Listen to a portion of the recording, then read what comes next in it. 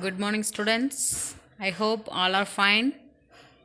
Last 15 days we have studied rational numbers. I hope all are understood and completed notebook. Keep practicing the problems. While practicing, if you have any doubt, you can call and ask me. Today we'll start the new lesson. Means we are not doing any problems. Just we'll see the introduction of linear equations. In the previous year, we have studied algebra. It helps us to write the long phrases in a short way using the variables. That is the beauty of algebra. Now, how to write the sum of 3 and 7 using numbers? Yes, just to write 3 plus 7. Let me modify the above statement a little bit. How to write sum of a number and 7? Here a number is unknown. So it can be written as x plus 7. Now 3 plus 7 and x plus 7 both are expressions. In first expressions numbers involved, so it is numerical expression, but in second expressions variables involves, so it is called an algebraic expression. Look at this line. Sum of a number and 7 equals 12. Now it get interesting. Let's make these statements into two parts. Sum of a number and 7 is one part, equals 12 is another part. The first part can be written as x plus 7.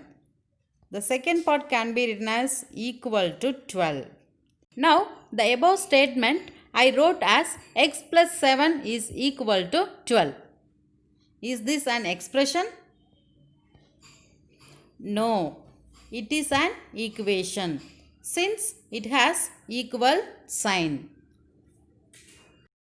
And it is equating the two sides of the equation, left hand side of the equation and right hand side of the equation.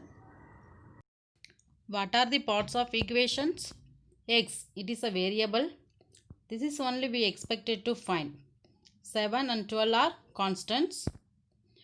Addition, subtraction, multiplication and division are operators. Let us see how to apply the linear equation in our real life situations. Example, Ram's present age is 12 years. After 7 years, what will be his age? It is easy to solve. We know that he will be 19 years. But someone, they doesn't know his present age. But they knows after 7 years he will be 19 years. Then how to find his present age? Here present age is unknown. So in maths language we can consider the unknown terms as x. Now we have a relation x plus 7 equal to 19. It is an equation. Why it is an equation? As we know that it has equal sign and it indicates the equality of left hand side and right hand side of the equation. This equation is linear because each term in this equation is either a constant or the product of constant and a single variable. In previous classes, you have already studied several algebraic expressions and equations. Let us recall it now. An algebraic expression is a mathematical expression that consists of variables, numbers and operations.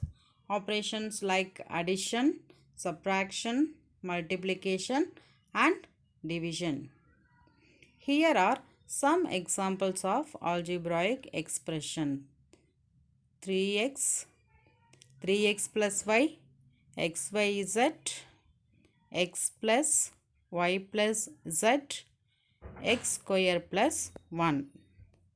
All these expressions consist variables, numbers, and some basic operations: addition, multiplication, and etc. So, like this, we can involve a linear equation in our real life. Let us see some more examples of linear equations involving in our real life.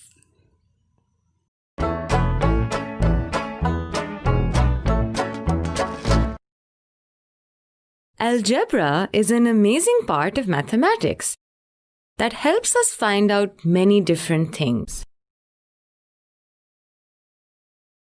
Can algebra help Asif remember the cost of the book he bought? Let's have a look. Asif and Sarah each bought a book and paid a total of rupees 880 for them. Sarah remembers that the cost of her book was rupees 580, but Asif does not. Let's help Asif find the cost of his book using algebra. First, let's write the total cost Asif and Sarah paid for their books, rupees 880. The cost of Sarah's book is rupees 580. Since we don't know the cost of Asif's book, we will denote it by the variable x. Now, write an equation for the total cost. The total cost of books is equals to Sarah's book plus Asif's book. Replacing the given values in the formula, 880 is equal to 580 plus x. Isolating the variable makes the equation. Hence, the value of x is equal to 300. The value of the variable shows that the cost of Asif's book is 300 rupees. Now that I know the cost of my book, can you help me solve another problem, Sarah? Sure. What's the problem? My friend told me that his rectangular garden's perimeter is 240 meters and the width was double the length. What do you think is the length and width of his garden? Let's help Sarah and Asif with this problem. We will write the given information first. The perimeter of the rectangular garden is equal to 240 meters. We know that the width is double the length, but we don't know the values of either side. So, we will assume the length is equal to x meters. Since the width of the rectangular garden is double the length, it is equal to 2x meters. We know that the perimeter of a rectangular shape is equal to 2 times the length added to the width. Replacing the values in this formula and solving, we get 240 meters is equal to 2 multiplied by x plus 2x. Adding the like terms in the brackets, we get 2 multiplied by 3x, which is equal to 6x. If 6x is equal to 240, x is equal to 40. This means that the length of the rectangular garden x is equal to 40 meters. Since the width is double the length, the width is equal to 2 multiplied by 40, which is equal to 80 meters. We can also verify the values by substituting the calculated values in the formula for the perimeter. We know that the perimeter is equal to 2 multiplied by the sum of the length and width. 240 is equal to 2 times 40 plus 80. Solving it further gives 240 equal to 2 times 120. Finally, we get 240 equals to 240. Since the left-hand side is equal to the right-hand side, therefore the calculated values are correct. Time for an exercise. Ali buys X number of chocolates. The chocolates cost him 400 rupees in total. If each chocolate costs 40 rupees, how many chocolates did Ali buy? Ali buys X number of chocolates. the total money spent is equal to 400 rupees and the cost of each chocolate is equal to 40 rupees. We write a formula from the given information. The number of chocolates is equal to the total money divided by the cost of each chocolate. Now, we add the values to the formula. X is equal to 400 divided by 40, which means that X is equal to 10. So, Ali bought 10 chocolates. Let's look at another question. A car travels from A to C, covering a total distance of 130 kilometers. The car makes the journey from A to B first, then from B to C. The distance from A to B is 90 kilometers, while the distance from B to C is y kilometers. What is the distance from B to C in kilometers?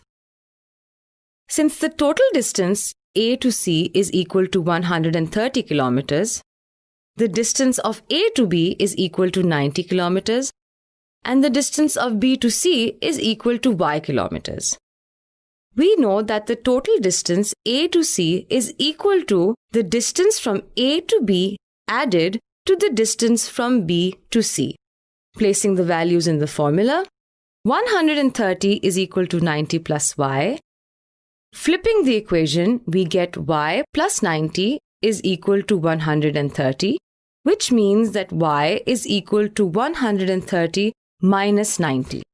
Hence, y is equal to 40, which means that the distance from B to C is equal to 40 kilometers. Let's summarize. Today we learned algebra can be used in daily life to find the value of any unknown number. Variables are usually denoted by lowercase alphabets such as x and y.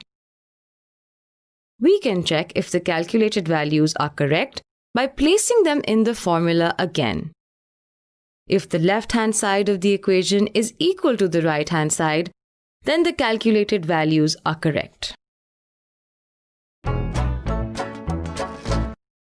Here there are 8 statements. Now we will convert all these statements into equations. Let us start. Yes. First one, 5 added to a number is 9. Here our number is unknown, so we have to consider as x. 5 added to a number is 9. So according to question, x plus 5 is equal to 9. This is the equation of first statement. Right?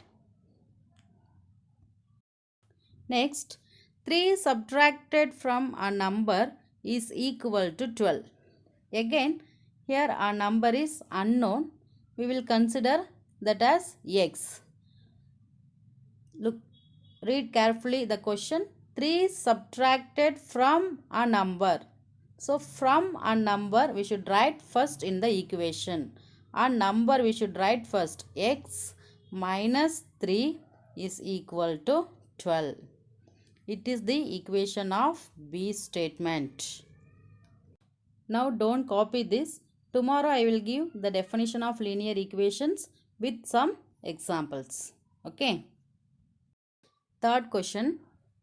5 times a number decreased by 2 is 4. 5 times means here we should use the multiplication operation. A number, as we know that is x, decreased. You know that is minus. Now according to question we will make a equation. Once again I will read the question. 5 times a number decreased by 2 is 4. So 5 times a number, that is 5 into x, 5x, decreased by 2 minus 2 is 4, means is equal to 4. This is C statement equation. Understand? The same way we have to make an equation for D statement. 2 times the sum of the number x and 7 is 13. 2 times again 2 into the sum of the number x and 7, that is x plus 7. Sum of the number x and 7 means x plus 7 is 13. Listen, 2 times, that is 2 times into, here into sum of the number x and 7, that is x plus 7 is equal to 13. This is the equation of D statement. Got it?